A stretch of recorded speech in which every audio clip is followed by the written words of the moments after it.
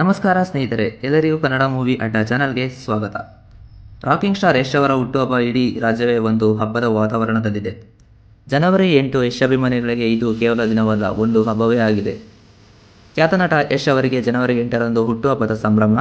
ಇದಕ್ಕಾಗಿ ಅಭಿಮಾನಿಗಳು ಈಗಾಗಲೇ ಭರ್ಜರಿ ಸೆಲೆಬ್ರೇಷನ್ಗೆ ಸಜ್ಜಾಗಿದ್ದಾರೆ. ರಾಜ್ಯದ ಹಲವೆಡೆ, ವಿಶೇಷವಾಗಿ ಬೆಂಗಳೂರಿನಲ್ಲಿ ನೂರಾರು ದೊಡ್ಡ ದೊಡ್ಡ ಬೀನ್ ಬೋರ್ಡ್ಗಳು ರಾರಾಜಿಸುತ್ತಿವೆ. ಯಶ್ ಅವರ ಸ್ನೇಹಿತರು ಮತ್ತು ಅಭಿಮಾನಿಗಳು ಬೀನ್ ಬೋರ್ಡ್ ಮೂಲಕ ಹುಟ್ಟುಹಬ್ಬದ ಶುಭಾಶಯಗಳನ್ನು ತಿಳಿಸಿದ್ದಾರೆ. ಸದ್ಯ ಯಶ್ ಅವರು ತಮ್ಮ ಬಹುನಿರೀಕ್ಷಿತ ಟಾಪ್ ಕೆಲಸದಲ್ಲಿ ಬ್ಯುಸಿಯಾಗಿದ್ದಾರೆ. ಈ ಚಿತ್ರದ ಮೇಲೆ ಅಭಿಮಾನಿಗಳಿಗೆ ಭಾರೀ ನಿರೀಕ್ಷೆ ಇದೆ.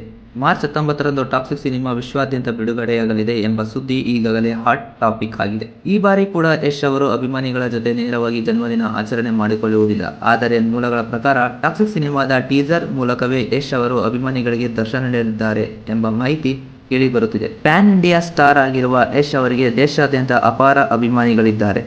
ಈ ಬಾರಿ ಯಶ್ ಅವರು 40ನೇ ವರ್ಷಕ್ಕೆ ಕಾಲಿಡುತ್ತಿದ್ದಾರೆ.